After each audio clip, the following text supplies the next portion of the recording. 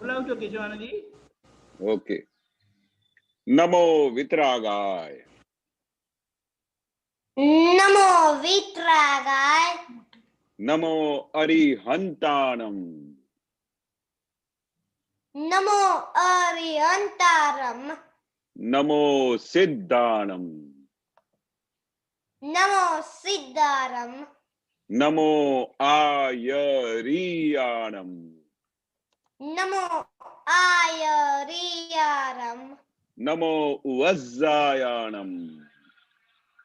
નમો વજ્જાયારમ. નમો લોય serve સાહુણમ. નમો લોય સૌ સાવન. એસો પંચન મુક્કારો. એસો પંચન મુક્કારો. Serve પાવપનાસનો. સવ્વા વંપનસનો.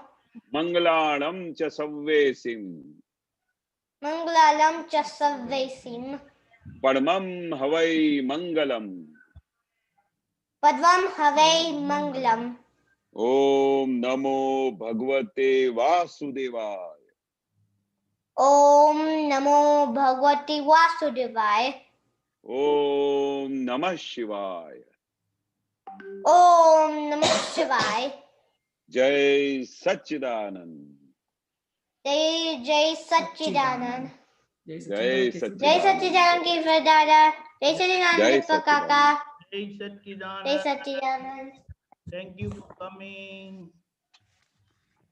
જય સચ્ચિદાનંદ. સત્સંગની શરૂઆત આપણે પદથી કરીએ છીએ. ભરતભાઈ ગવડાવશે, વિભૂતિબેન જીલ છે. જય સચ્ચિદાનંદ. જય સચ્ચિદાનંદ ભરત. જય જાઓ. સચ્ચિદાનંદ. જય સચ્ચિદાનંદ.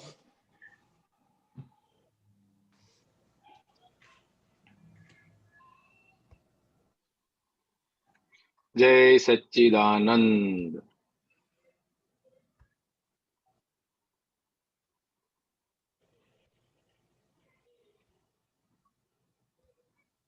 જય સચ્ચિદાનંદ. ભીતર બહાર ની નબળેથી જગત આખું વિલાપે જો. ભીતર બહાર ની નબળૈથી જગત આખું વિલાપે જો. ને ગર્જન ખુલ્લો હમનું અબળ ને બીવડાવે ભો. ને ગરજન ખુલ્લો હમનું અબળને બીવડાવે બો. ભીતર બહાર ની નબળેથી જગત આખું વિલાપે જો. ભીતર બહાર ની નબળૈથી જગત આખું વિલાપે જો. જગત ને બાહ્ય વ્યવહારે ઘણા સંયોગ નો આધાર. જગતને બાહ્ય ઘણા સંયોગનો આધાર. ખૂટે જો એક પણ સહયોગ જમા કરતા વધે ઉધાર. ખૂટે જો એક પણ સહયોગ જમા કરતા વધે ઉધાર. જો દ્રવે કાળ ભાવ નિમિત્ત પૂરક છે એકબીજાના. જો દ્રવ્ય કાળ ભાવ નિમિત્ત પૂરક છે એકબીજાના. ને પુણે સાથમાં સિલકે તિયારે કાર્ય ફળ મિલતા. ને પુણ્ય સાથમાં સિલકે તિયા जियारे कार्य फल मिलता ભીતર બહારની નબળેથી જગત આખું વિલાપે જો भीतर बाहर ने नबड़ई थी जगत आखू विलापे जो જગતના કાર્ય સહુ કરતા છે અંદર ફળ તણી આશા जगत ना कार्य करता छे अंदर फड़तणी आशा વ્યવસ્થિત શક્તિ ફળદાતા પ્રયત્નો દાન તે મિશ્ર સા व्यवस्थित शक्ति फळदाता प्रयत्नो दान ते मिश्र सा જીયારે કાળ પાકે છે સીજે છે ક્ષેત્ર પ્રયત્ને जियारे काळ पाके छे सीजे छे क्षेत्रे प्रयत्ने અકાળે કેરી જો ઈચ્છો ન મિલે લાખ પ્રારબ્ધે अकाळे केरी जो इच्छो न मिले लाख प्रारब्धे ભીતર બહારની નબળેથી જગત આખું વિલાપે જો भीतर बाहर नबड़ई थी जगत आखू विलापे जो જગતના લોક સારઈમાં લીએ છે સર્વ જસ ખુદનો जगत ना लोक सारई मा लिए छे सर्व जस खुद नो ને કઈ પણ અવળું થઈ ગયું ત્યાં બીજાને આક્ષેપે મૂળ છો ने कई पण आवड़ू थई गयो त्या बीजाने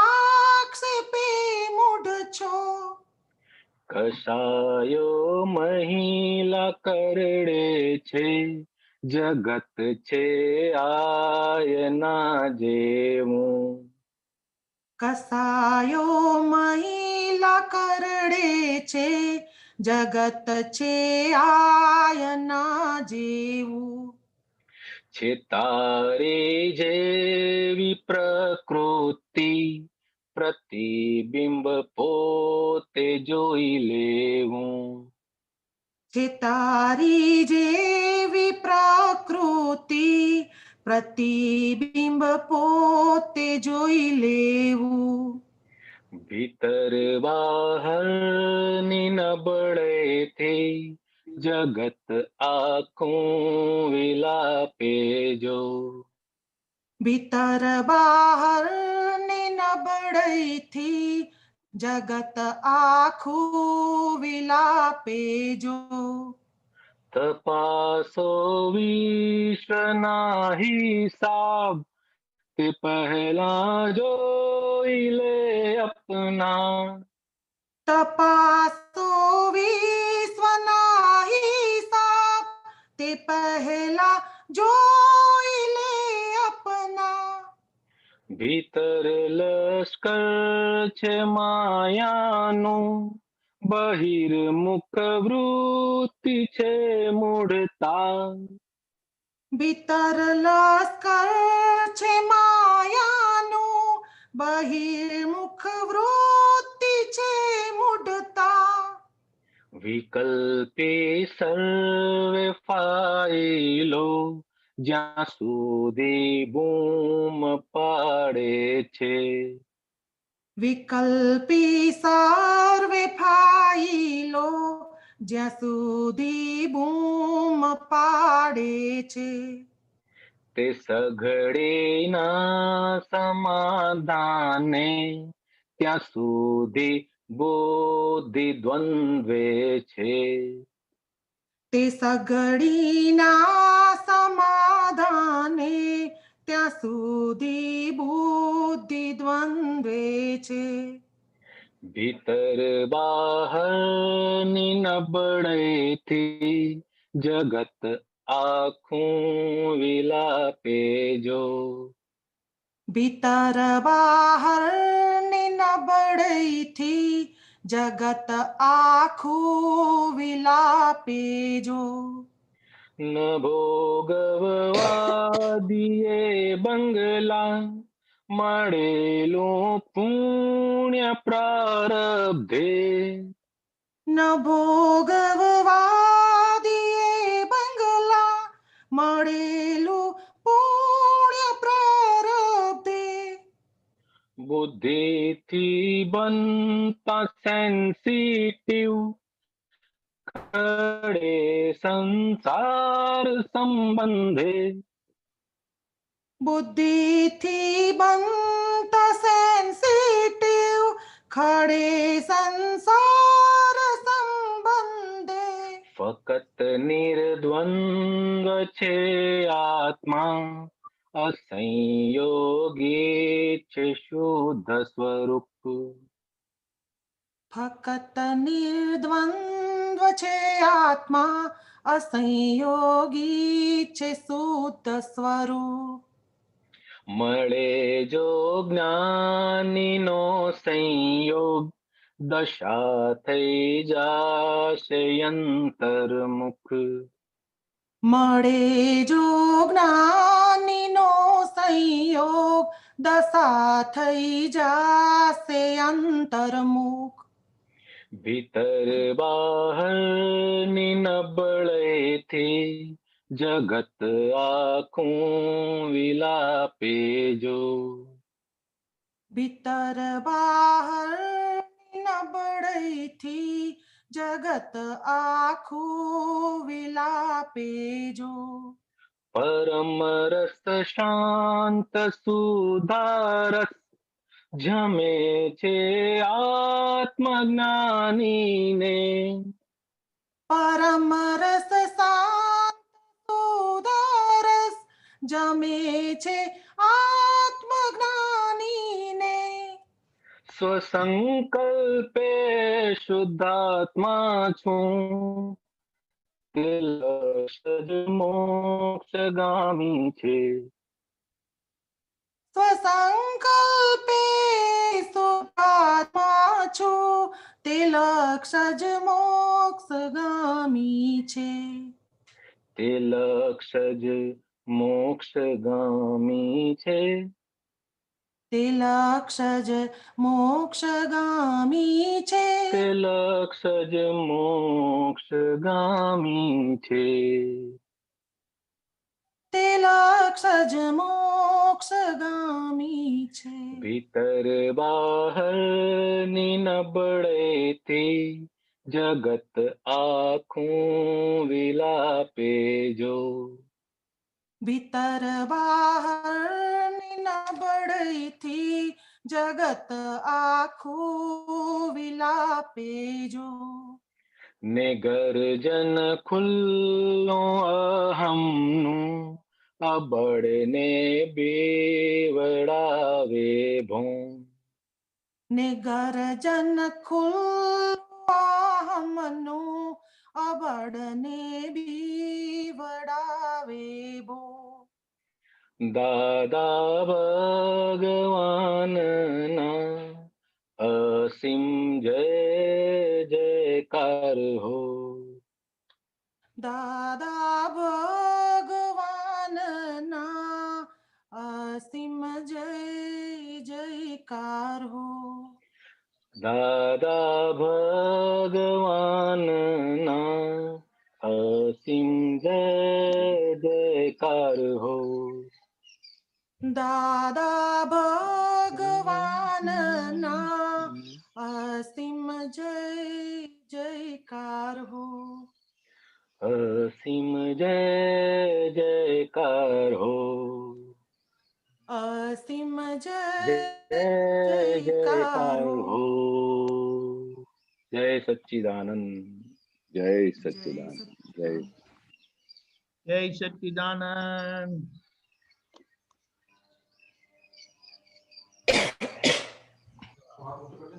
નબળાઈ. સરસ. જબરજસ્ત.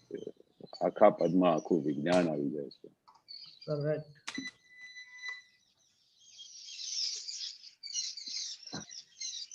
બધું ભરતભાઈ. તપાસો વિશ્વના હિસાબ તે પહેલા જોઈ લે અપના. હા, Right. એકદમ માર્મિક છે ઈ. Right. બધાને બીજાનું ઓડિટ કરવાની આદત હોય છે પણ પોતાને ઓડિટ નથી કરતા કોઈ દિવસ. તપાસો વિશ્વના હિસાબ તે પહેલા જોઈ લે અપના. ગૌરમુખી વૃત્તિ છે મળતા. Correct. એક વાક્ય પણ આપણને ફિટ એટલે મને ફિટ થઈ જાય તો મારું કામ થઈ જાય. અરે કામ થઈ જાય, કામ થઈ જાય. એક એક વાક્યમાં જબરજસ્ત વિજ્ઞાન છે. જી જી જી જી. મહાત્માઓ બહુ લઘુ થતા જાય છે. બીજાની વાત જે છે જે થતી હતી તે પછી બધું પોતાના પર જ લઈ લે છે કે ભાઈ હું મારી વાત કરું છું. પોતાની જ કરવા જેવી બીજા કોઈની કરવા જેવી જ નથી હવે. નથી. હા. પોતાની ફાઇલ જ ક્લિયર કરવાની ને બધાએ. Right. બિલકુલ સાચું. બીજાની તો બીજાની ક્લિયર જ છે. યાર જ છે. છે. બિલકુલ સાચી વાત. જય સચ્ચિદાનંદ ભરતભાઈ. જય સચ્ચિદાનંદ જય જય સચ્ચિદાનંદ. જય સચ્ચિદાનંદ. ઓકે વિભૂતિબેન બોલો. जय सच्चिदानंद केशवानंद जी जय જય सच्चिदानंद दीपक સચ્ચિદાનંદ. भाई મારો ક્વેશ્ચન છે કે દાદા ભગવાનનું મુક્ત હાસ્ય વિશે કહો. હા હા હા. બહુ સરસ. હવે દાદાનું મુક્ત હાસ્ય તો બહુ જબરજસ્ત વસ્તુ હતી અને એ મુક્ત હાસ્ય નું કેવી રીતે વર્ણન થાય પણ કવિરાજે એક પદમાં બહુ સરસ વર્ણન કર્યું છે. એક જબરજસ્ત પદ અને કવિરાજની એક બહુ જબરજસ્ત વસ્તુ શું હતી કે કઈ પણ વસ્તુ હોય દાદાનું કઈ પણ ગુણ હોય તો એના પર તો પદ નીકળેલું જ હોય. આખા દાદા ભગવાનને તમે જુઓ ને સ્ટાર્ટિંગ થી તે એવું એક પણ દાદાનું નિધિધ્યાસન, દાદાનું વર્તન, દાદાનું સ્વભાવ, દાદાની આંખો, દાદાની પ્યોરિટી, દાદાનું સમરણ, જે તમે શબ્દ કહો ને એના પર કવિરાજે પદ લખેલું છે. તે પેલા તમે નિખાલસ અને મુક્ત હાસ્ય પર એક કવિરાજે બહુ સરસ પદ લખ્યું છે. નિખાલસ હાસ્ય જે રુદિયે વિનાકો ઈ જગત પેક્ષા અહો તે પૂર્ણ પ્રેમ દ્વિહો વંદન દાદ નિરપેક્ષા. એ બહુ સરસ પદ ગાયેલું છે. અને પછી આગળ પણ એ વસ્તુ છે સદાય મુક્ત હાસ્યો ઉલ્લાસ નથી જ્યાં ખેચવાણીમાં. પછી અહો છેલ્લી દશા નિર્ગ્રંથ યથારથ જ્ઞાન પૂર્ણી. એવું કઈ સરસ પદ ગાયેલો છે કવિરાજે. તે પદમાં કવિરાજે દાદા એવું જબરજસ્ત પેલું વર્ણન કરેલું છે કે મુક્ત હાસ્ય એટલે શું. એ જયારે જ્ઞાની પુરુષની પૂર્ણ દશા થાય, જયારે જ્ઞાની પુરુષ પૂર્ણ પ્રેમ સ્વરૂપ થઈ જાય ત્યારે આ મુક્ત હાસ્ય પ્રગટ થાય. અને આવી રીતે કઈ મુક્ત હાસ્ય નથી થતું. અને મુક્ત હાસ્ય ક્યારે પ્રગટ થાય કે જયારે તમારી કઈ વાણીમાં ખેંચ ના હોય. ખેંચ હોય ને તો મુક્ત હાસ્ય આવે જ નહીં. અને એક વખતે તો દાદાએ શું કહેલું કે આ મુક્ત હાસ્ય તો જ્ઞાની પુરુષ સિવાય કોઈની પાસે હોય જ નહીં. એ બહુ જબરજસ્ત વાત કરેલી કે આ મુક્ત હાસ્ય તમને એવું લાગતું હશે કે યાર કઈ સહેલી વસ્તુ છે. અને દાદાનું ગમે તેની ફોટો જુઓ, તમે દાદાને ગમે ત્યારે વિડીયો જુઓ, દાદાને ગમે ત્યારે વાત કરતા જુઓ, તો દાદાનું મુક્ત હાસ્ય નિખાલસ પણ હશે જ. દાદા ક્યારે એકદમ સિરિયસ બેસતા કે જયારે કઈ દાદા વિધિ કરતા હોય, કઈ તે વખતે એમનું મુક્ત હાસ્ય, કારણ કે એ વખતે તો દાદા પોતે પૂરો પરમાત્મા સ્વરૂપ થઈને એ કોઈનું કાર્ય કરતા હોય. બાકી જયારે તમે સત્સંગમાં બેઠા હો કે ગમે ત્યારે તમારી સાથે વાત કરતા હોય અથવા આપતો પુત્રો સાથે કઈ રાત્રે સેશન ચાલતું હોય તો એ સેશન કઈ સિરિયસ ના હોય, એકદમ મુક્ત હાસ્ય રીતે જ વાતો ચાલતી હોય અને એ નિધિ ધ્યાસ નિરંતર દાદાનું રહ્યા કરે.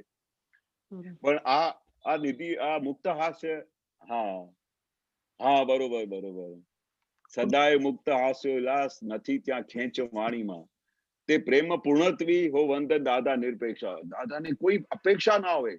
આ મુક્ત હાસ્ય ક્યારે થાય કે જ્યાં બધી અપેક્ષાઓ હોય ને બધું ખેંચાઈ જાય. બધું જ્યાં પૂર્ણ સ્વરૂપ પ્રેમ સ્વરૂપ થઈ જાય ત્યારે આ એમની સૌગાત મળે અને વાણી આખી બધી ખેંચાઈ જાય. આ છેલ્લી દશા ક્યારે થાય? નિર્ગ્રંથ થઈ જાય આખી. દાદાની સ્વભાવ, દાદાની પ્રકૃતિ આખું એક પણ અવગુણ રહ્યો નહીં, નિર્ગ્રંથ થઈ ગયેલા ત્યારે આ મુક્ત દશા પ્રગટ થયેલી.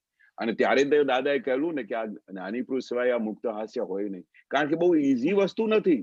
આજે તો કોઈને બે શબ્દો બોલીએ ને તો આખું મોઢું બગડી જાય છે. કઈ વાત કરીએ તો એ પેલા મોઢામાંથી બધા રેશા બધા બદલાઈ જાય છે. હા તો કોઈ ગાળો બાંધે, કોઈ ગમે તે હાર પહેરાવે, દશા એની એ જ મુક્ત હાસ્ય. કારણ કે કોઈ જગ્યાએ રાગ દ્વેષ રહ્યું નહીં ને. એટલે આ મુક્ત હાસ્ય તમે બધા ગુણોનું સંમેલન કરો ને, દાદાના એક એક ગુણોનું સંમેલન કરો ને ત્યારે આ મુક્ત હાસ્ય પ્રગટ થાય. મન વચન કાયાનો એકાત્મ ભાવ હોય ત્યારે આ મુક્ત હાસ્ય ઉભું થાય.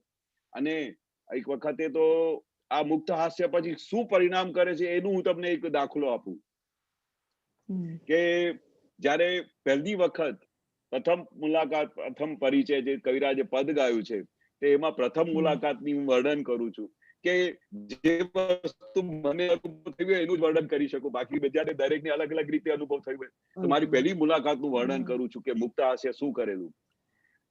જયારે ફર્સ્ટ ટાઈમ મુલાકાત કરવા ગયા તો મારા મોટા ભાઈ લઈ ગયા મને અને કન્યાભાઈને, બંને જણાને. તો દાદા આજે હું આ બંને જણાને આપના દર્શન કરાવવા લઈ આવ્યો છું. તો દાદા કે છે એમ, બહુ સરસ.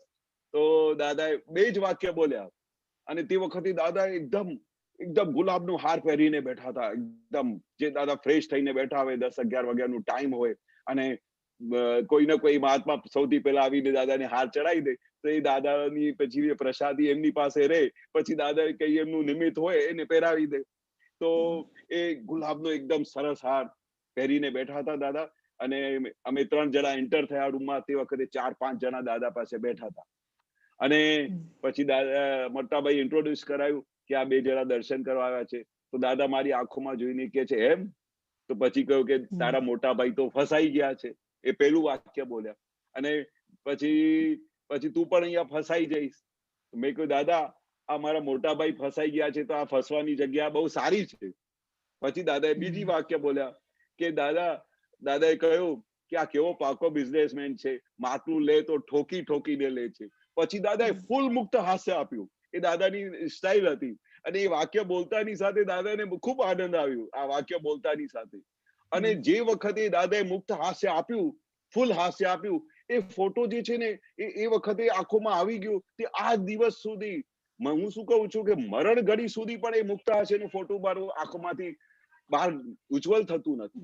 એ મુક્ત હાસ્યનું કમાલ છે કે જે મુક્ત હાસ્યમાં દાદાને જોયેલા હોય માતા મહાત્માઓએ, જે વખતે દાદાને હસતા જોયેલા હોય, એ મુક્ત હાસ્ય આંખોમાંથી ઉજ્જવલ નથી થતું. આ દેહ છૂટી જાય ને આમ આંખ બંધ કરું ને તો એ પ્રથમ મુલાકાતની તસવીર આંખોની સામે આવી જાય. એ મુક્ત હાસ્યનું કમાલ છે. પછી આ બીજી વસ્તુ તમને કહું, દાદાનું જબરજસ્ત એક્સિડન્ટ થયેલું અને એક્સિડન્ટ થતાની સાથે કુદરતી એવું બનાવ બનેલું કે હું તે વખતે દોડતો ત્યાં પેલા પહોંચ્યો હોસ્પિટલમાં. અને તે વખતે 1 કે 2 આપતા પુત્રો જ પહોંચેલા હતા અને અમે 2 થી 3 જણા હતા રૂમમાં. ડોક્ટરે ફટાફટ દાદાના બધા ટાંકા બાકા મારી દીધા, માથામાં ટાંકા, અને આખું દાદાનું પેલા કાપડ બાપડ બધા ધોતી લોહી લુહાણ હતી. પછી દાદાએ શું કર્યું કે એ રૂમમાં લઈ આવ્યા અને તરત જ દાદાએ રૂમ બંધ કરો કે દાદાને તો બધું દેખાયા કરે કે હમણાં થોડી વારમાં શું થશે, આખું વડોદરા ત્યાં આવીને ઊભું થઈ જશે. તો દાદાએ કહ્યું જલ્દી રૂમ બંધ કરો. પછી દાદાએ કહ્યું કે જલ્દી કરો, આ કપડા ચેન્જ કરો. તો હું દાદાને આમ પકડીને ઉભો રહ્યો 2 હાથથી, અને દીપકભાઈ હતા મહેતા સાહેબના સર, એને તરત જ દાદાની ધોતી ઉતારી અને પછી બીજા કપડા જે હોસ્પિટલના હતા ને તે સફેદ કપડા, એ તરત જ દાદાને બંડી પહેરાવી. આ તે બંડી તો ઓરિજિનલ હતી, તે બધાને બંડી પહેરાવી અને દાદા એકદમ ફ્રેશ થઈ ગયા અને ફ્રેશ, જાણે કે કઈ હેપનિંગ થયું નહીં. અને દાદાને એ તરત જ ખબર હતી કે હમણાં હોસ્પિટલમાં બધા મહાત્માઓ આવી જશે અને બધાને આ દશામાં જોઈને બધા ગભરાય છે. અને બન્યું પણ એનું. જેવી રીતે દાદા રૂમમાં આવી ગયા તો બધા રૂમની બહાર બધા દાદા માટે ઉભા થઈ ગયા. દાદાને લાગ્યું કે હવે આ થવાનું જ હતું. દાદાને તો આર પાર દેખાય ને.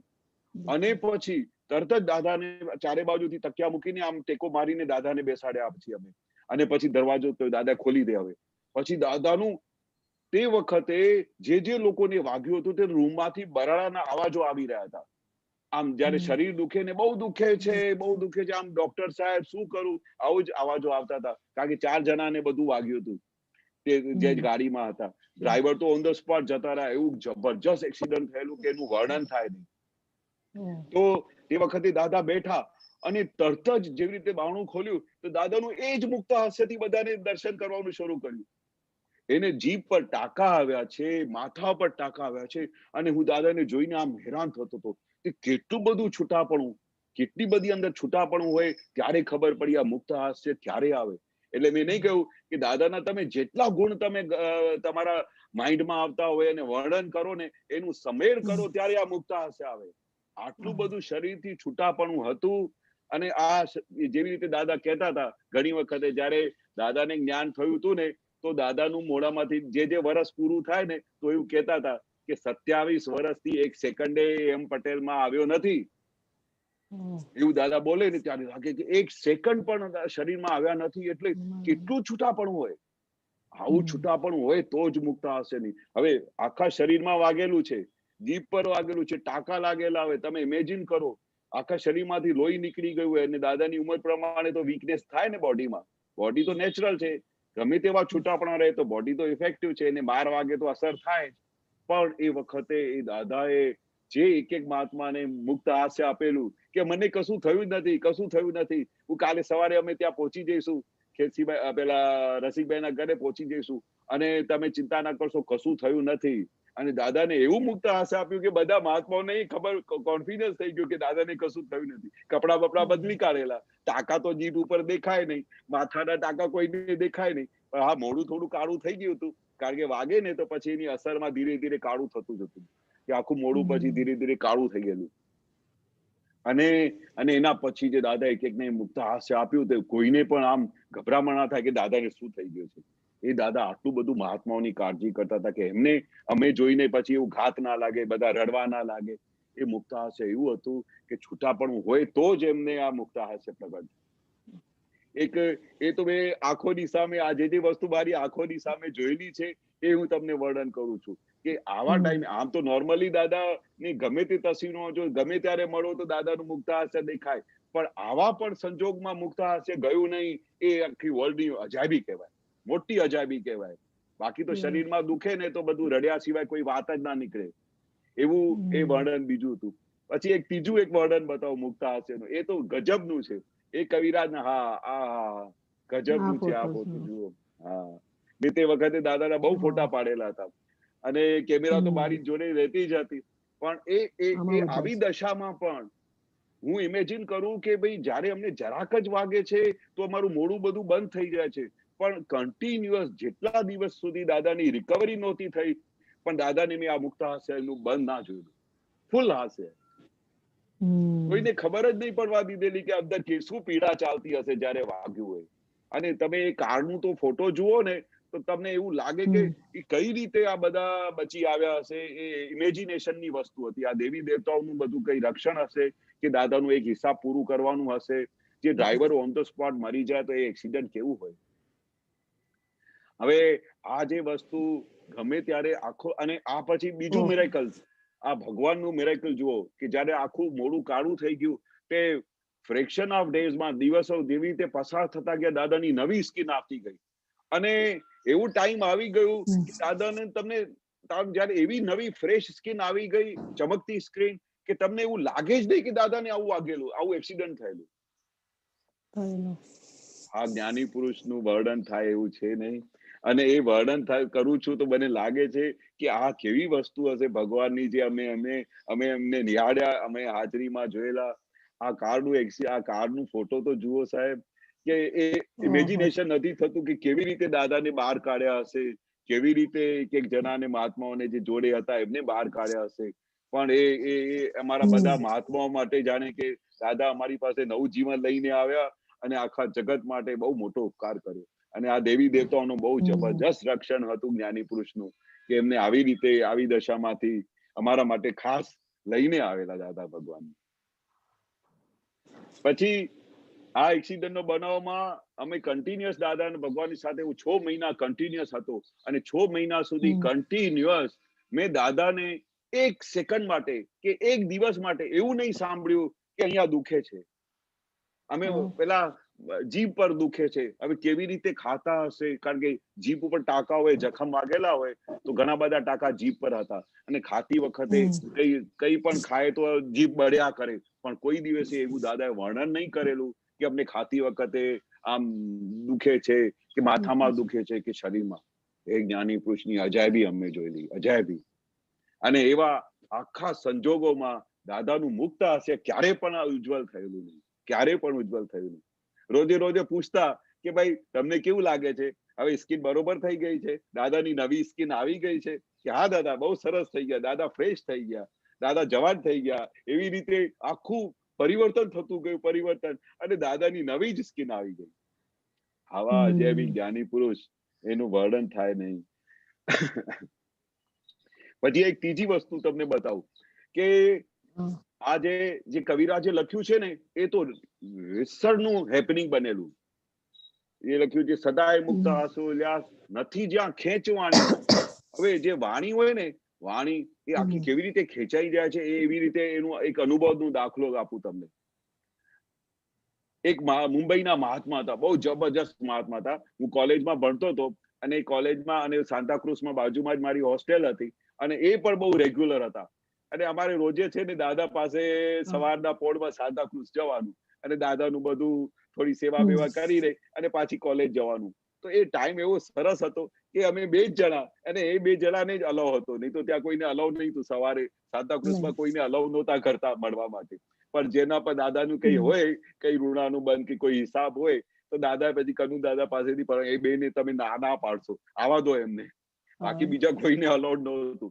કારણ કે એ વખતે સવારના ટાઈમમાં કનુ દાદા પેલા દાદા સાથે બધી બિઝનેસ ની વાત કરે, આમ કરે, તો પછી બધું ડિસ્ટર્બન્સ થાય ને.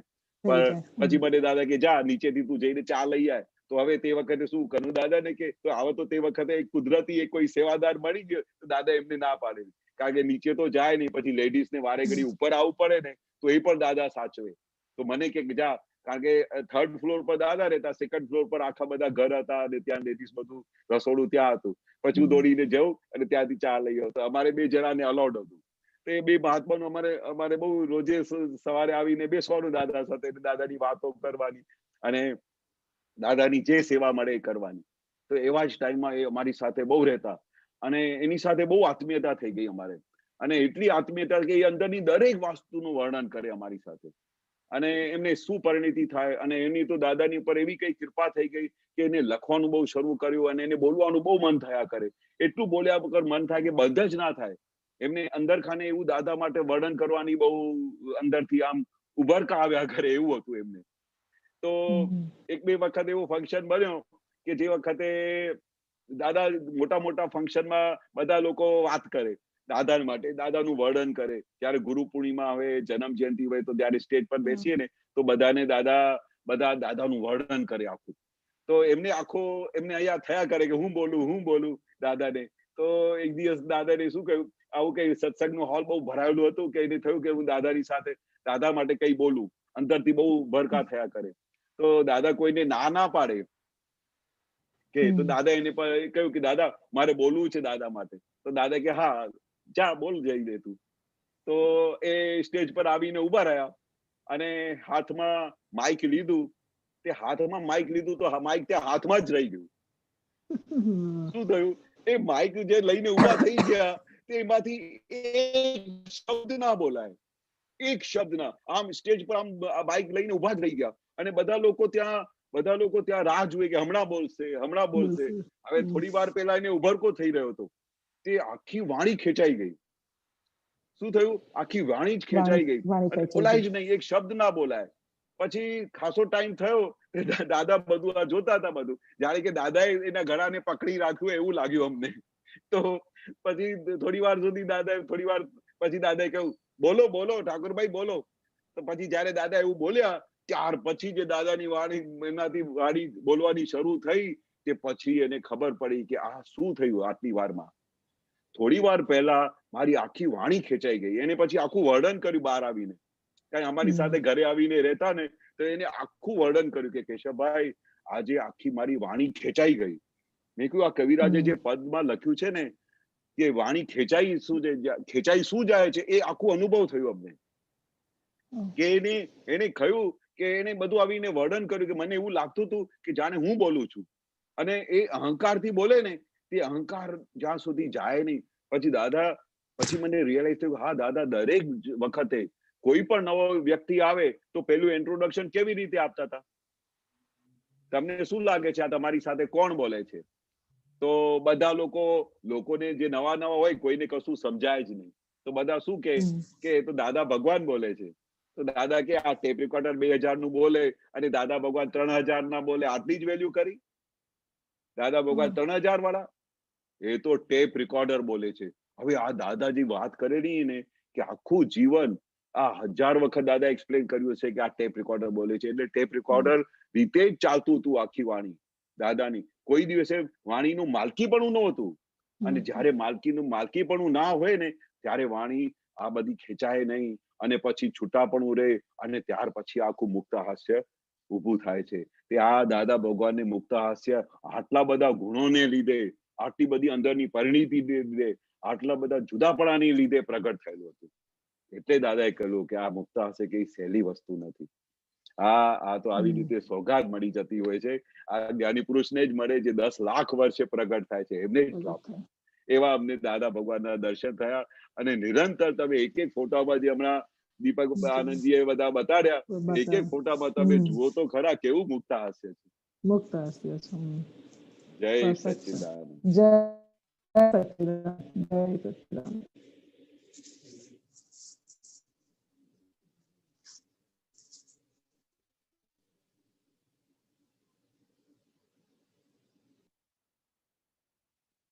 જય સચ્ચિદાનંદ અમીબેન, મુંબઈ ક્યાં? અમીબેન જય સચ્ચિદાનંદ દીપકાનંદજી, જય સચ્ચિદાનંદ કેશવાનંદજી. જય સચ્ચિદાનંદ. જય સચ્ચિદાનંદ. કેશવાનંદજી, આ પદ છે ને, આમાં ચોથું પેરેગ્રાફ, દુનિયાની નિવૃત્તિ, જ્ઞાનીની પ્રવૃત્તિ, સૃષ્ટિની પ્રવૃત્તિ, પ્રારબ્ધ પ્રકૃતિ, જ્ઞાનીની પ્રકૃતિ, સ્વકૃતિ, સ્વીકૃતિ, સ્વાત્મન સંસ્કૃતિ, સ્વયં સુકૃતિ. સમજાવશો? હા દીપક આનંદજી, થોડ પાડશો? હા, દુનિયાની નિવૃત્તિ એટલે દુનિયાની પાસે આત્મજ્ઞાન નથી, અને જ્ઞાની પુરુષ આત્મામાં જ વર્તે છે. દુનિયાના લોકો ક્યાં છે? તો બહારની પૂતગલની ક્રિયામાં એ લોકોની પ્રવૃત્તિ છે. એટલે જ્યાં દુનિયાના લોકો નિવૃત્ત છે, ત્યાં જ્ઞાની સંપૂર્ણ પ્રવૃત્ત છે. સૃષ્ટિની પ્રવૃત્તિ એટલે આખા સૃષ્ટિમાં જે બધી ક્રિયાઓ દેખાય છે, એ પ્રારબ્ધ પ્રકૃતિનું પરિણામ છે.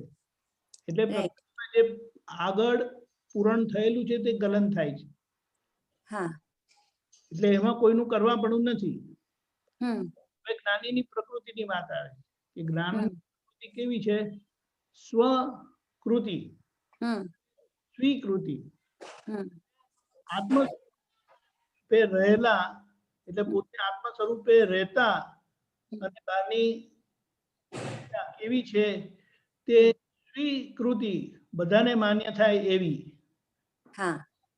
બધાને, કારણ કે દરેકની અંદર આત્મા છે.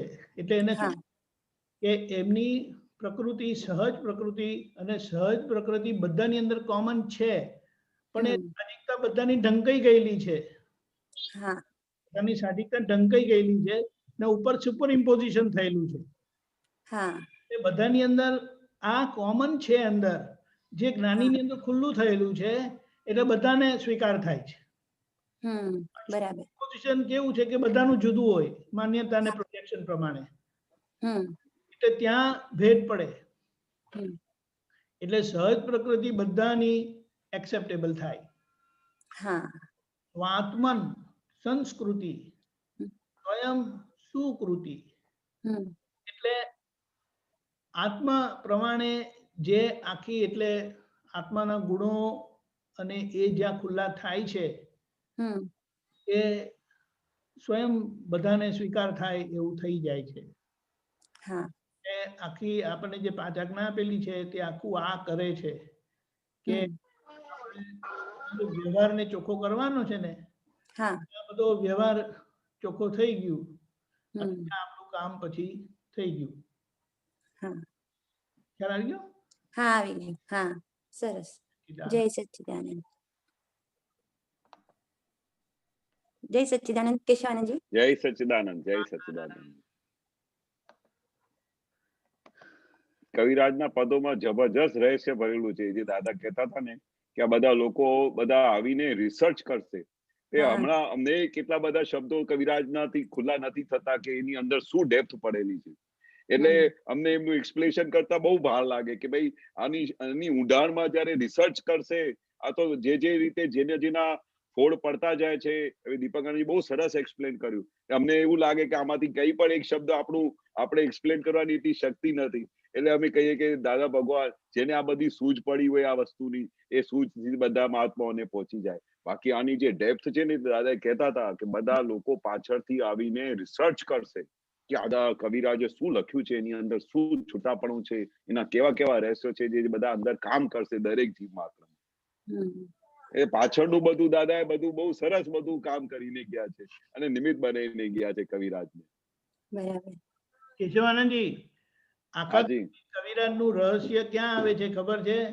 અહીંયા હવે બોમ્બેમાં હોય ત્યારે તો એમણે સાંભળી લીધેલું હોય સીધું દાદાને, પણ જયારે બરોડામાં હોય ત્યારે નટુ કાકાએ લખેલું હોય.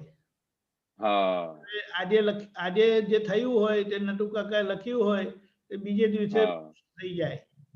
એટલે એક કોપી મળી જાય, એક કોપી જતી હતી હર્ષિલાબેનને, અને અહીંયા કવિરાજને મળે એટલે કવિરાજને સહજ પૂર્ણ થઈ જાય, એટલે વાત આવી જાય. જે નટુ કાકાની ડાયરીમાં જે બધા શબ્દ આવે છે ને તે આપણને કવિતામાં કશે ને કશે મળે જ છે. 100%. બિલ્ડિંગ કરેલું છે ને, ધેટ ઇઝ ફેન્ટાસ્ટિક. એટલે કે ને કે એ જે દાદા જોડે જે હૃદયસ્થ હતા ને, દાદાનું આખું હૃદય હતું ને તે આખું એમના આખું બહાર આવી ગયું છે. એનો આપણને બેનિફિટ મળે છે બધો બહુ સરસ રીતે. સ્વામીજી પૂછું એક? હા બોલો બોલો. કેશવાનંદજી, આપણે દાદા ભગવાન એમ કે ને કે જ્ઞાની પુરુષ એ જ તમારો આત્મા, એના થોડું બોલો. હા, એ જ જ્ઞાની પુરુષ એટલે અમે તો શું છે, અમે આત્મા પોતાનું જોયેલું નહોતું, અને આ તો બહુ જબરજસ્ત પુણ્યને લીધે અમને દાદાના દર્શન થઈ ગયા અને દાદાએ આત્મા હાથમાં આપી દીધું, બરોબર. પણ એ જ્ઞાની પુરુષ તમારું આત્મા, જ્ઞાની પુરુષ એ જ તમારું હૃદય છે એવું કહેતા હતા. એટલે તમને ખબર પડી જાય કે જો અમે જે બહારથી દાદાને જોતા હતા ને, તો દાદાની બહારનું મુક્ત હશે તો અંદર ભગવાન કેવા હશે, અંદરના ભગવાન કેવા હશે, એ દાદા અમને વર્ણન કરાવતા હતા. પછી દાદા કે ને કે ભાઈ તમારે હવે આટલું બધું વસ્તુ મળી ગયા પછી, આ સમજણ મળી ગયા પછી હવે તમારે રહ્યું છે શું? આ વિજ્ઞાન કેવું આપ્યું છે મને કે એક અવતારી વિજ્ઞાન, એક અવતારમાં કોઈ મોક્ષે જાય એવું બને જ નહીં. એટલે અમને પછી જે દાદાના એક એક શબ્દો હતા, જે એક એક વાક્યો હતા, એ અમને લાગતા હતા કે દાદા શું કહી રહ્યા છે. દાદા કે જ્ઞાની પુરુષ એ જ તમારું આત્મા, એટલે એ જ તમારે. તો પછી અમને ફિટ થઈ જાય કે અમે જેવી રીતે પેલું પેલું મદારી હોય ને તો બીન વગાડ્યા કરે, તો પછી ફળ કાઢીને પેલું સામ કેમ આમ કર્યા કરે, એવી રીતે અમે જ્ઞાની પુરુષને આ બધું જોયા જ કરતા હતા, આ બધું કર્યા કરતા હતા. કારણ કે અમને દેખાતું હતું કે એ જ અમારું હૃદય છે, એ જ અમારું આત્મા છે. અને એને બહારથી જે એવા હશે તે અંદરના ભગવાન કેવા હશે. અમે તો બહારથી જયારે બહુ નાના હતા ત્યારે દાદાને મળેલા, તો ત્યારે અમને બહારના જ દાદા દેખાયા કરે, એ જ દાદા ભગવાન. ગમે તે દાદા એવું કે ને કે અમે હોય એ ભગવાનને નમસ્કાર કરીએ છીએ આમ કરીએ, તો અમને તો પેલા એ દેખાય નહીં. તમે કે હા અંદર તો બેઠા એવા જ દાદા ભગવાન છે, પણ બહારના કેવા સરસ દાદા ભગવાન છે, એવા જ અંદરના હશે. પછી જયારે આપણે દાદા કે આપણે એ દશામાં આવીશું, કેવળ જ્ઞાનના દશામાં એવા ભગવાનના દર્શન થશે, એવું તમને દેખાશે. એવું એ જેવી રીતે જ્ઞાની પુરુષને દેખાતું હતું ને, અમે આટલા બધા મહાત્માઓ બેઠા હોઈએ તો કોઈની દાદાની પ્રકૃતિ ના દેખાય, કોઈનો સ્વભાવ ના દેખાય, બહારથી પેકિંગ પણ અંદર ખાને એકદમ શુદ્ધાત્મા ભગવાન એ જ નિરંતર. તો જ તો આવું મુક્ત હાસ્ય પ્રમાણે જોઈ શકતા હતા. ગમે તેવી પ્રકૃતિ આડી હોય, અમે બહારથી ગમે તે બધી તકલીફો કરીને આવ્યા છે, ગુનાહ કરીને આવ્યા, ગમે તે કરીને આવ્યા, અમે તો પછી દાદા પાસે આવીને આમ ડાયા ડમરા થઈને બેસી જતા. પણ દાદાને તો આરપાર દેખાય ને, અને દેખાયા પછી પણ દાદા એ બધું જાણે કે કયા સંજોગોમાં આ બધી એમની મિસ્ટેક થઈ હશે, એનું પાછળનું કયું હિસાબ હશે. પણ એ આવતાની સાથે એ જ મુક્ત હશે, જય સચ્ચિદાનંદ કરતા. તો અમે વિચાર કરતા કે જો આજે તો આ બધી મિસ્ટેક કરી, આજે ઘરમાં ઝઘડો કરીને આવ્યા, આજે બા સાથે આમ બૂમ કરીને આવ્યા, તો એ દાદા મુક્ત હશેથી જય સચ્ચિદાનંદ કરે છે. તે દાદાને કેવું દેખાતું હશે? એટલે બહારની કઈ પ્રકૃતિ ના દેખાય, બહારનું કઈ સ્વભાવ ના દેખાય, બહારના તમે શું કાર્ય કરીને આવે એ ના દેખાય. અને જે બધા ખોટા કાર્ય થતા હોય તો એના તાપને લીધે બધા ગાયબ થઈ જાય ધીરે ધીરે. પણ એની અંદર જે શુદ્ધાત્મા ભગવાનના એ દર્શન કરતા હતા, એ અમને એ વાક્યો પરથી લાગે કે દાદા કેવી રીતે દર્શન કરતા હશે. એક એક મહાત્માઓની અંદર જે આવે એને મુક્ત હાસ્ય આપીને એને અંદર બેઠેલા ભગવાનને નમસ્કાર કરતા. ત્યારે દાદા ભગવાનના અસીમ જય જયકાર ગાતા હતા ને, તો દાદા ભગવાન આખા ફૂલ પ્રકાશમાં આવી જતા, અને અંદરના બેઠેલા દાદા ભગવાન હાજર થઈ જતા. અને જયારે દાદા આમ કરતા, દાદા ભગવાન અસીમ જય, અમને ફૂલ ભગવાન દેખાતા. અને એ જયારે દેખાતા, અને અમે જે એ ભાવથી બધા ફૂલ ભાવથી, અને એ જયારે અમે પણ જોર જોરથી બોલતા હતા, એટલું અમારા અંતસ્કરણમાં એટલી ઠંડક પડતી, ત્યારે અમને ખબર પડતી કે એનું આત્મા અમારું આત્મા એક જ છે. એને આખું ખીલી ગયું છે, અમારું હજુ ખીલવાનું બાકી છે. પણ દર્શન તો એવી રીતે જ કરે કે સાક્ષાત પરમાત્માના દર્શન કરતા હોય એક એક આત્માઓની અંદર. એ જ્ઞાની પુરુષ એ જ તમારો આત્મા છે, એ જ તમારો હૃદય છે. એને પકડીને આગળ ચાલજો, બીજી ક્યાં આડે આપણે વિચાર બી ના કરજો. એ જ દાદા ભગવાનની અંદર જે પ્રગટ થયા ભગવાન છે, એની પાસેથી જ અમે દિવસ રાત આશીર્વાદ માંગીએ, એની પાસેથી દિવસ રાત અમે દાદાને કહીએ કે દાદા અમને શક્તિ આપજો. એ રીતે જ આખું આ બ્રહ્માંડમાં આજની તારીખમાં એક એક મહાત્માઓની દાદા વાત સાંભળીને એને પ્રગતિ તરફ લઈ રહ્યા છે. બરોબર છે? હા. જય સચ્ચિદાનંદ. જય સચ્ચિદાનંદ. જય સચ્ચિદાનંદ. જય સચ્ચિદાનંદ. ગીતાબેન મુંબઈ. જય સચ્ચિદાનંદ દીપકાનંદજી સાહેબ. જય સચ્ચિદાનંદ. જય સચ્ચિદાનંદ. જય સચ્ચિદાનંદ. કિશન દાદા ભગવાન કે છે, એક મિનિટ, બુક નંબર B18, પાનો નંબર 33, 15/6/74, 74, મુંબઈ.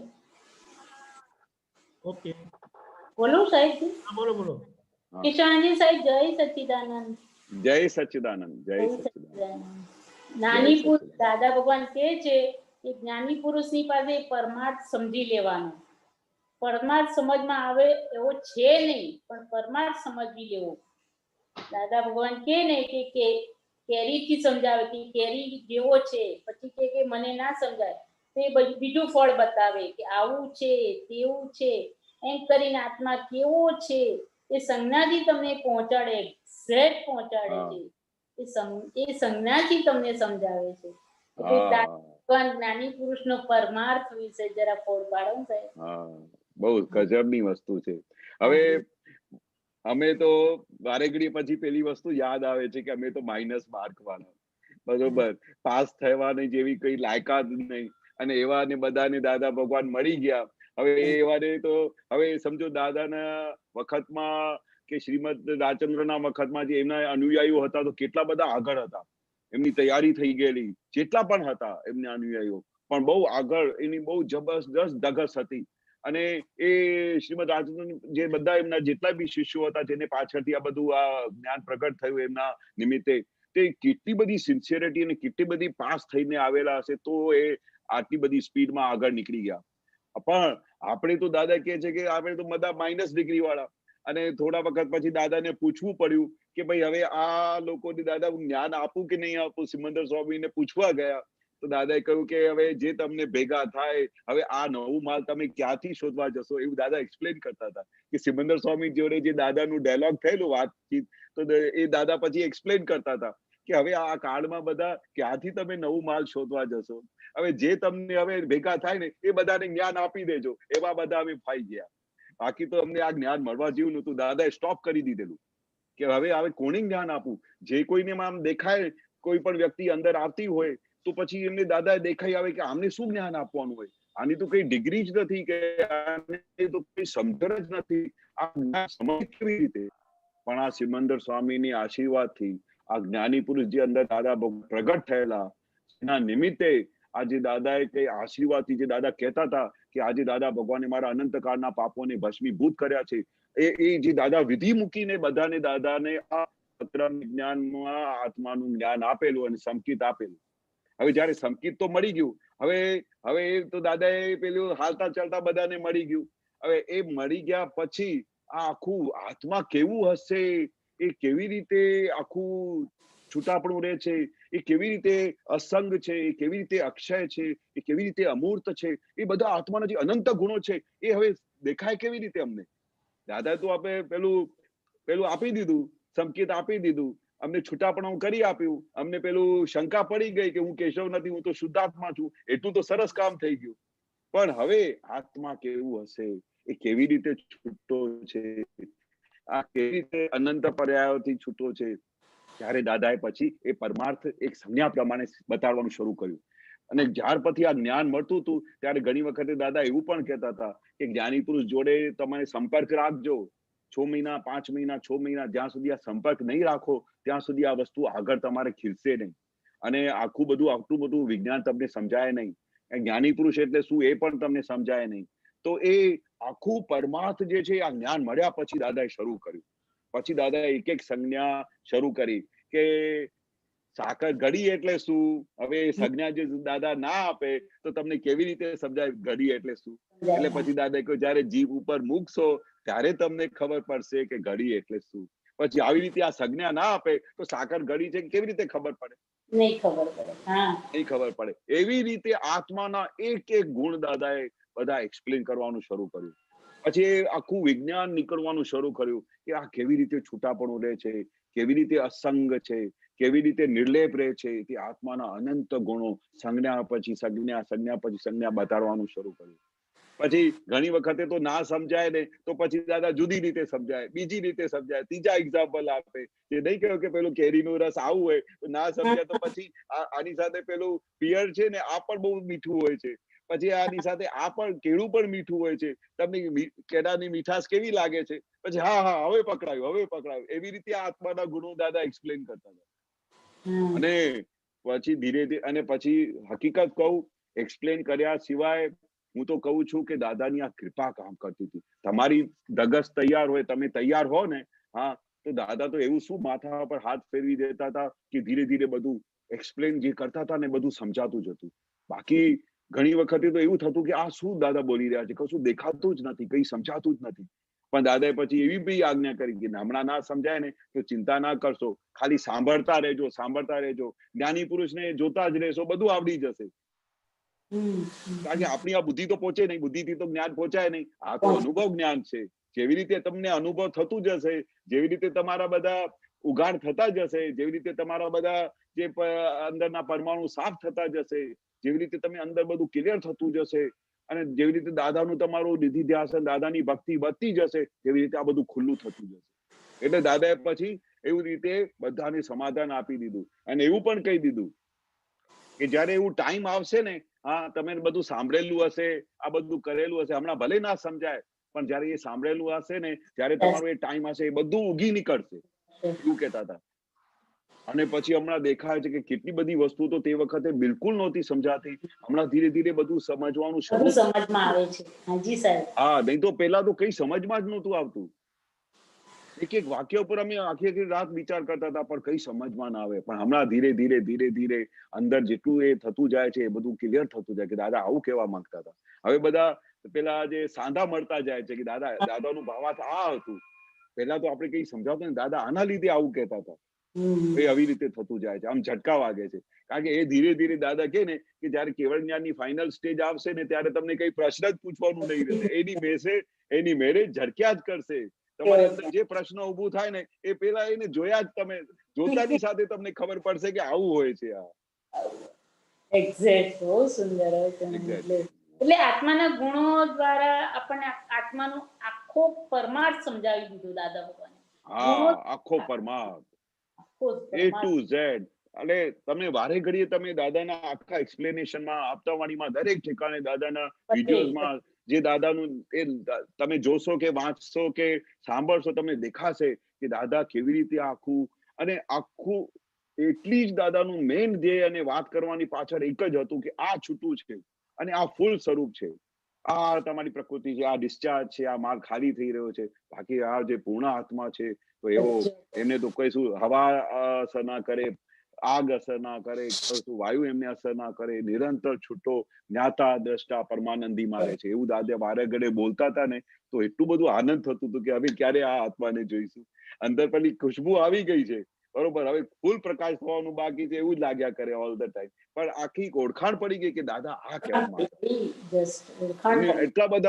એટલા બધું વર્ણન કરેલું છે કે બસ અમે ખાલી જોવાનું બાકી રહી ગયું છે.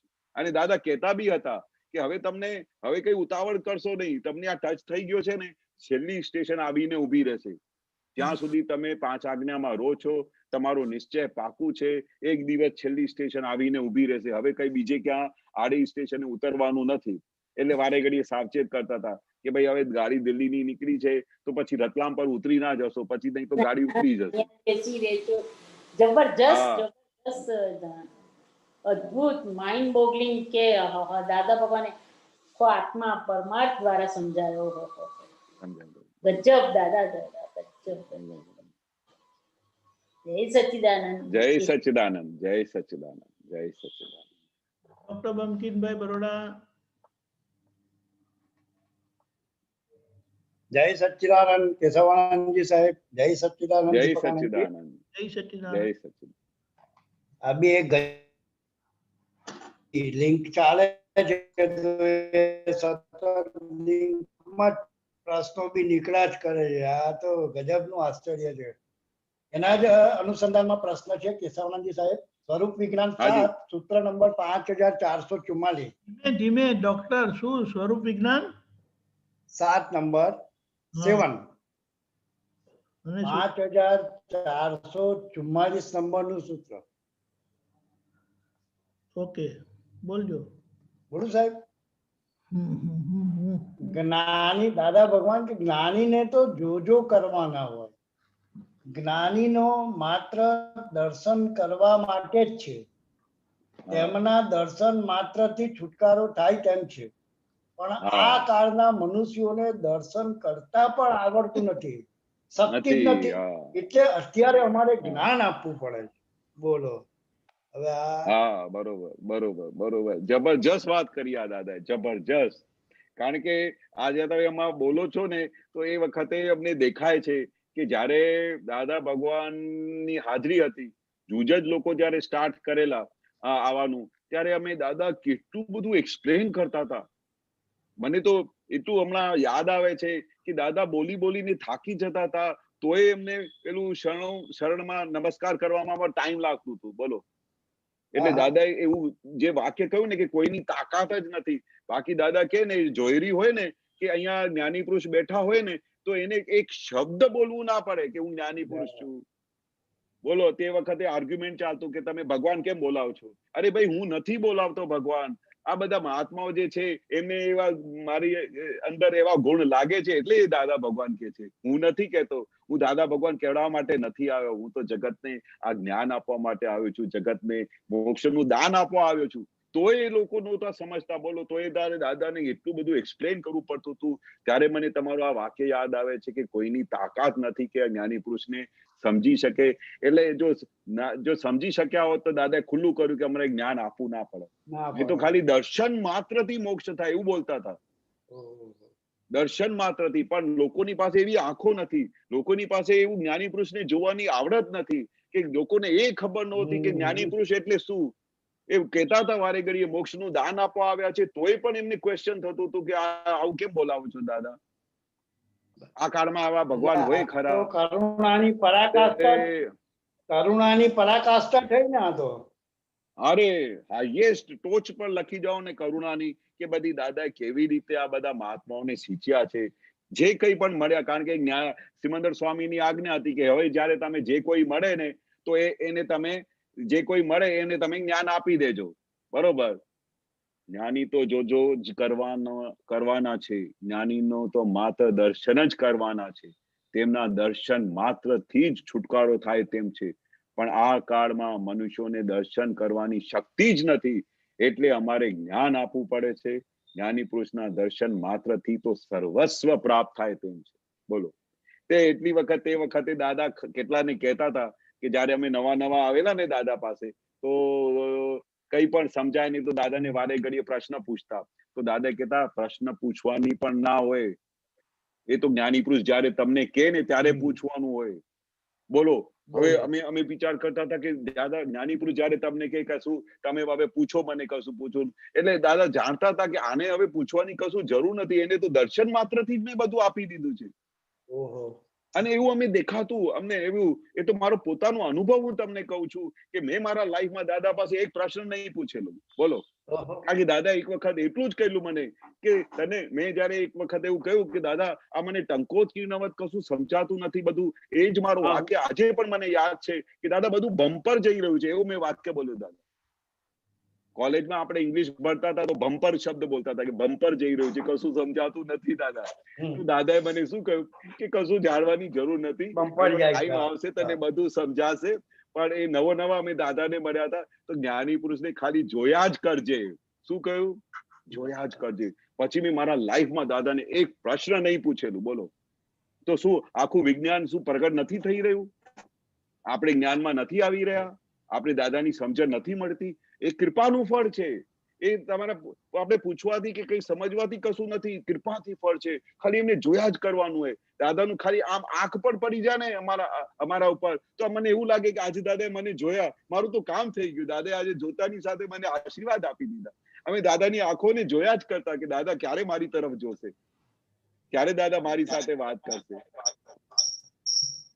એટલે આ જે વાક્ય કહ્યું છે ને કે જ્ઞાની પુરુષને જોયા જ કરવાનું, એનાથી તમારું કામ થઈ જશે. એ દાદાએ તો બહુ બધું ખુલ્લું કર્યું છે કે જ્ઞાની પુરુષ ચાહે સો કરી શકે. બોલો, તમારી અંદર ખાલી એવું થઈ જાય ને કે દાદા મારા ઉપર કૃપા વરસાવો ને, કે આ મને આખું વિજ્ઞાન જેમ છે તેમ સમજાય, એવી મારા પર અંદર કરુણા કરો, મારા પર કઈ કૃપા વરસાવો, તો તમે એની મેળે જ ખાલી તમે બોલો ને એમની સાથે બધા એમના પર્યાયો ખુલતા જ આવે. દાદા તો શું કે છે કે અમે બધું આપવા માટે આવ્યા છે, પણ તમને માંગતા આવડવું જોઈએ ને. તમને માંગતા જ નથી આવડતું. બોલો, માંગતા આવડવું જોઈએ તો અમે જે ચાહે તમે આપી દઈએ. બોલો, જય સચ્ચિદાનંદ, જય સચ્ચિદાનંદ, જય સચ્ચિદાનંદ, જય.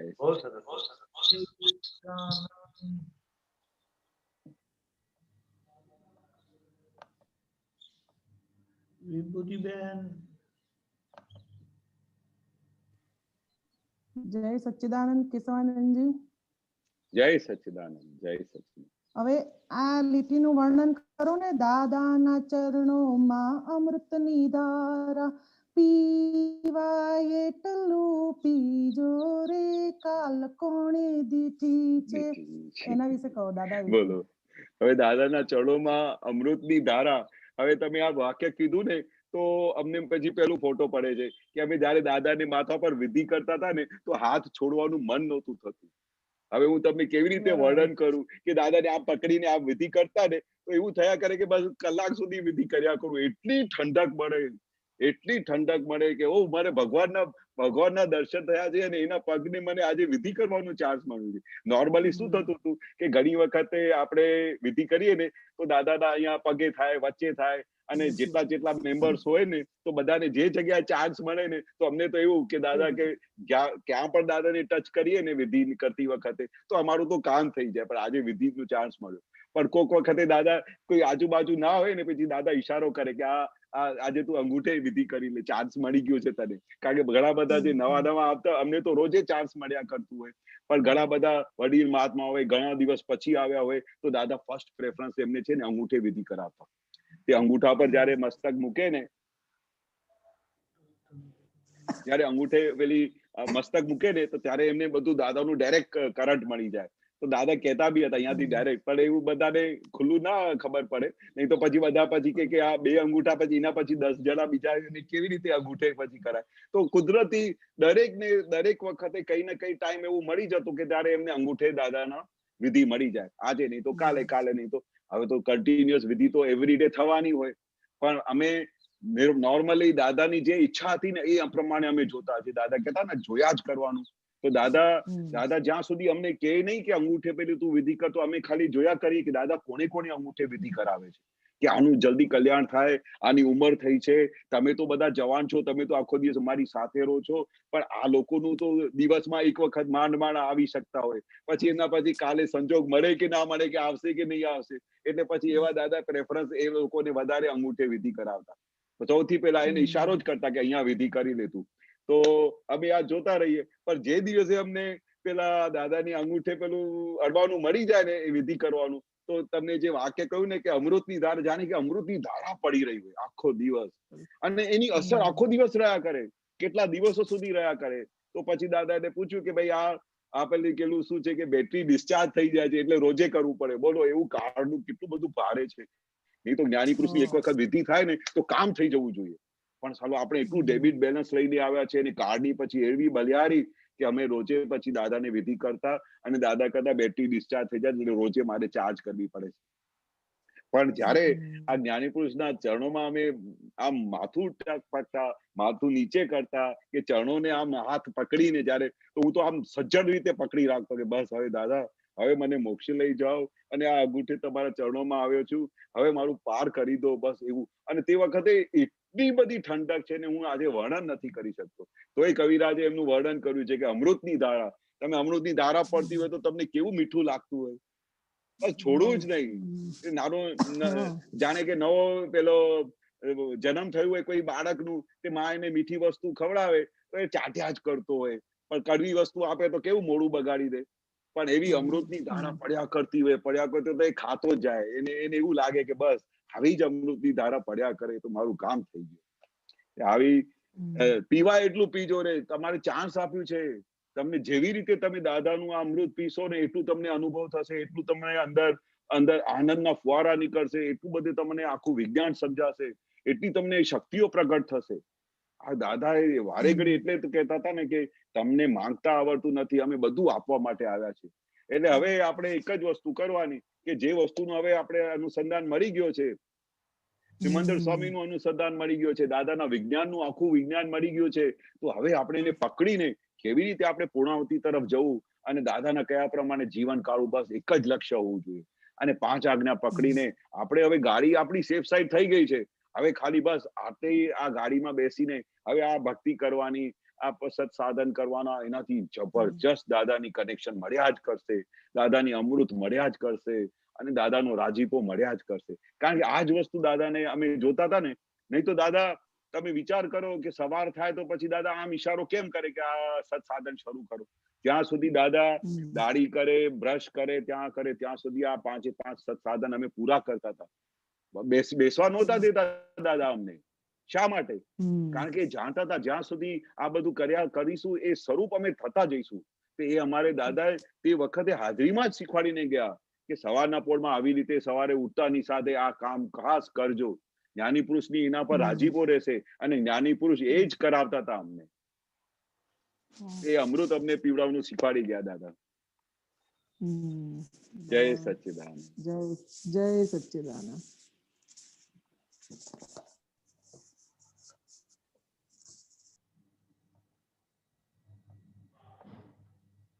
જય સચ્ચિદાનંદ. કેશવાનંદજી, જય સચ્ચિદાનંદ. આ સમય થયો છે, ત્રિમંત્ર બોલાવો. અચ્છા, ફોલો કરજો.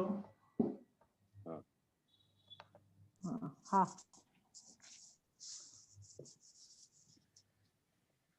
નમો વિતરાગાય, નમો વિતરાગાય, નમો અરિહંતાણમ, નમો અરિહંતાણમ, નમો સિદ્ધાણમ, નમો સિદ્ધાણમ, નમો આયરિયાણમ, નમો આયરિયાણમ, નમો ઉવઝ્ઝાયાણમ, નમો ઉવઝ્ઝાયાણમ, નમો લોએ સવ સાહુણમ, નમો લોએ સવ સાહુણમ, એસો પંચન મુક્કારો, એસો પંચન મુક્કારો, સવ પાવપણાસણો, સવપાવપણાસણો, મંગલાણમ ચ સવ્વેસિમ, મંગલાણમ ચ સવ્વેસિમ, પડમમ